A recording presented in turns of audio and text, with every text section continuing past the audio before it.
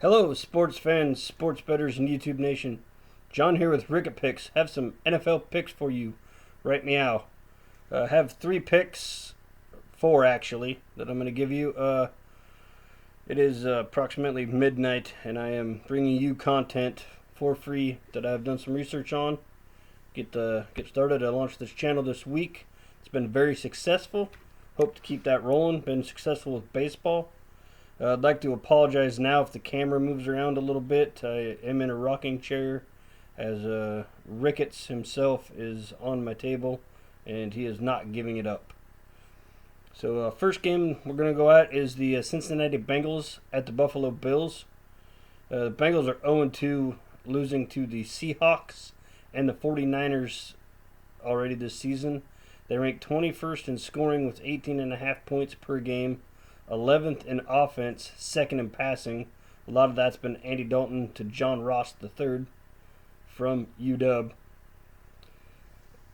And they're dead last in rushing yards per game. Joe Mixon, Giovanni Bernard have just not been able to get going. But it's also, they have played two tough run defenses. Buffalo, on the other hand, has beat New York. Both the New York Football Jets and the New York Football Giants. Wins over two mediocre teams, we could say. The Bills rank 10th in scoring, 9th in total offense, 18th in passing yards, and 9th in rushing yards. The Bills' defense is ranked better in every category also. I'm going to have to go with the Bills' defense here. They're at home.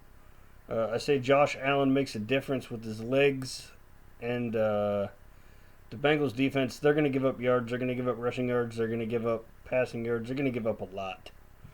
And I believe the Bengals' lack of their running game is what allows the Bills to cover the 6-point spread in this one. So we're going Buffalo Bills. Next game is between the Seattle Seahawks and the New Orleans Saints. The Saints have a backup quarterback in Teddy Bridgewater. They have given up 147.5 yards per game rushing on defense this year. Both of those play to the Seahawks' strength. The Saints will lean on a rushing attack with Alvin Kamara and hope that the Hawks won't bottle him up. They will. They bottle up almost every rusher in the NFL. Very few people have rushed for 100 yards against the Seahawks in the last 6 or 7 years. They've been pretty tough.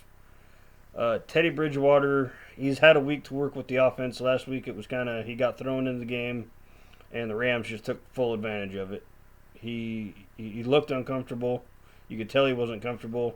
And the fact that he, like Drew Brees, was, looking more at the grass than he was downfield didn't help. I think he sees a lot more of that in this game. And I think this is an easy one here. I think the Hawks cover by 4.5, no problem. So we're taking the Seahawks at home. Very loud there. Go Hawks.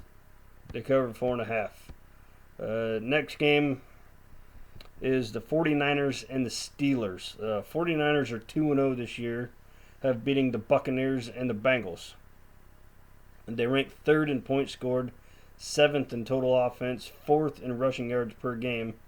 They have a lot of running backs. They're like I don't know, people use the term three-headed monster. They truly are. They have 3 running backs that are capable of running for 100 yards on any given Sunday. As long as they're all healthy. Some of them get banged up pretty easily and quickly, and with all the injury designations and questionables and probables, you really don't know what you're going to see come Sunday. The defensively, the 49ers rank 7th in points allowed, 9th in yards given up.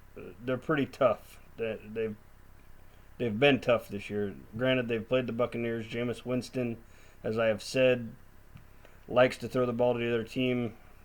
How much we can buy into this, I don't know. The Steelers, on the flip side, have lost to New England and the Seattle Seahawks. They rank near the bottom in almost in every offensive and defensive category. They're below 25 in all the categories. A lot of that is Ben Roethlisberger got hurt. That's another team with a backup quarterback. He's had a week to work with the team. This is the NFL. You got to keep that in mind. It's still the NFL. These guys are still competitive. The backup quarterbacks. I mean, we're talking Tom Brady was one time a backup quarterback. Gardner Minshew was a backup quarterback. I don't know that he's going to give his job back. It's going to be tough when Foles comes back off of injury. It's going to be interesting to see what happens there.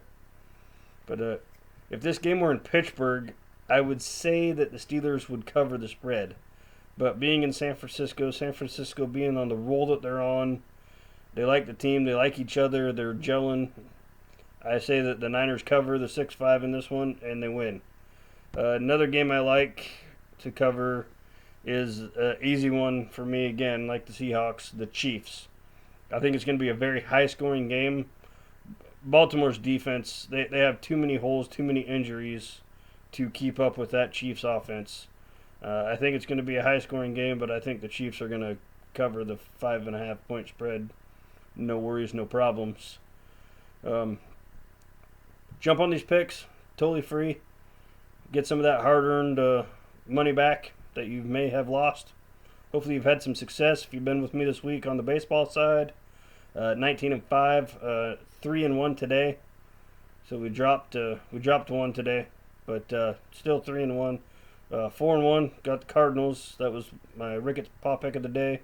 St. Louis Cardinals, 2 fastballs went over the fence. Bam, Cardinals win. So 4-1 was the total today in baseball. Hopefully we're 4-0 tomorrow in football. We can always hope. Anyways, if you like the content, hit the subscribe button. Give me that thumbs up. Drop me a comment if you have questions, comments. Don't like what I'm doing, drop me a comment. That's fine too. As always, have a great day. Sports watching. Good luck with your bets and have fun.